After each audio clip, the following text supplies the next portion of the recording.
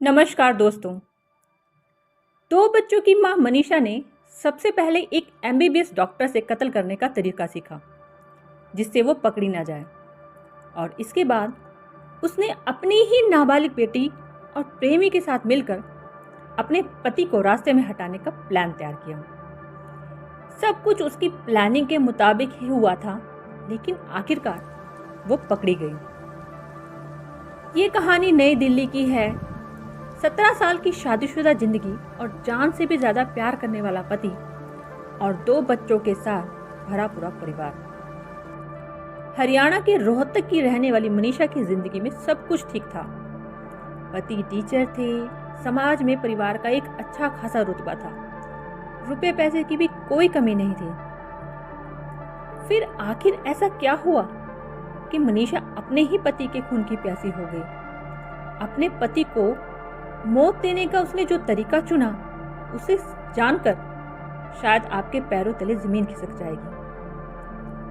अपने प्लान में मनीषा ने अपनी बेटी को भी शामिल कर लिया था। सब कुछ उसके प्लान के मुताबिक हुआ था, लेकिन आखिरकार में उसका राज खुल गया।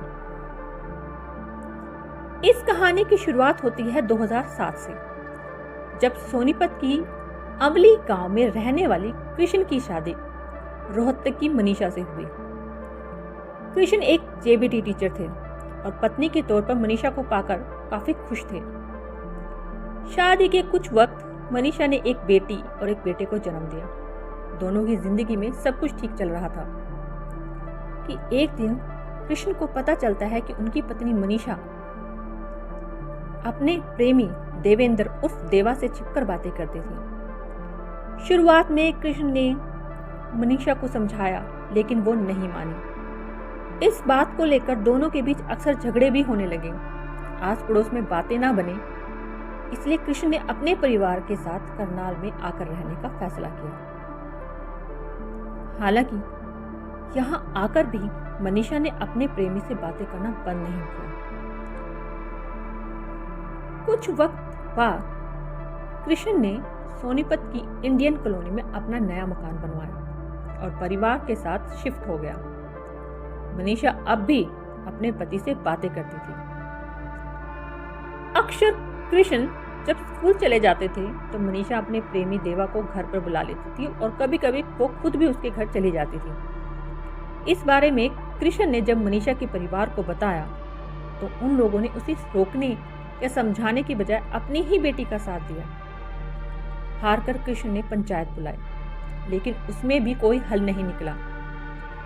मनीषा के परिवारजनों ने धमकी भी दी कि अगर उनकी बेटी के साथ रोकटोक की गई तो अंजाम अच्छा नहीं होगा। परिवार का साथ पाकर मनीषा का डर खुल गया। अब वो कृष्ण के सामने ही अपने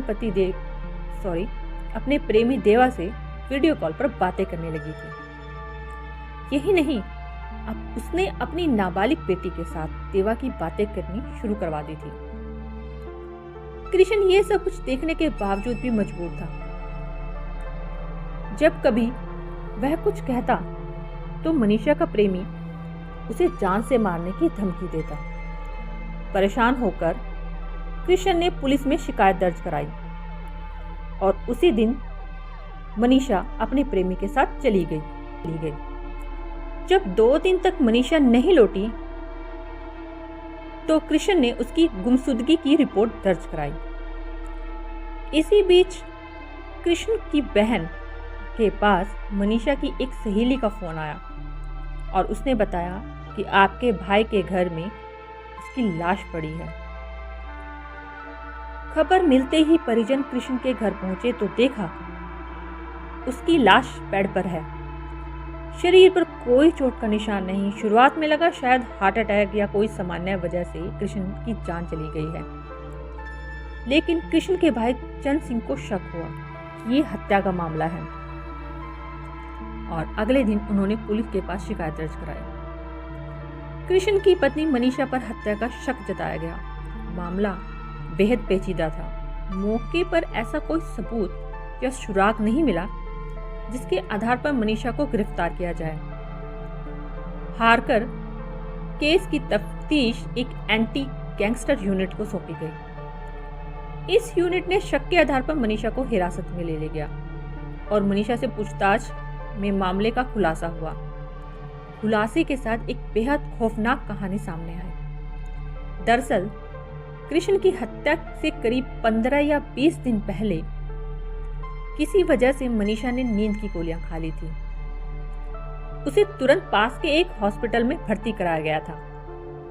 यहाँ हॉस्पिटल के मालिक और एमबीबीएस डॉक्टर मोहित से मनीषा और उसके प्रेमी ने जान पहचान बढ़ाई। दोनों ने उसे लालच दिया और भरोसे में लेकर पूछा कि किसी को मारने का कौन सा तरीका है जिसे मौत की वजह पोस्टमार्टम रिपोर्ट में ना आए। डॉक्टर ने मोहित को बताया अगर एनेस्थीसिया की ओवरडोज का इंजेक्शन दिया जाए तो वो नहीं पकड़े जाएंगे।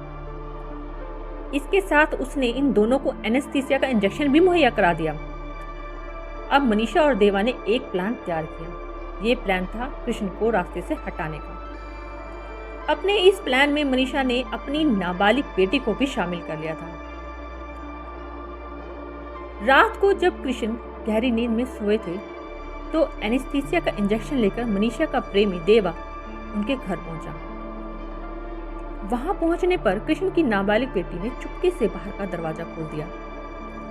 अंदर आकर देवा ने गहरी नींद में सोए कृष्ण को एनेस्थीसिया की ओवरडोज का इंजेक्शन लगा दिया और इसके बाद वह मौके से फरार हो गया।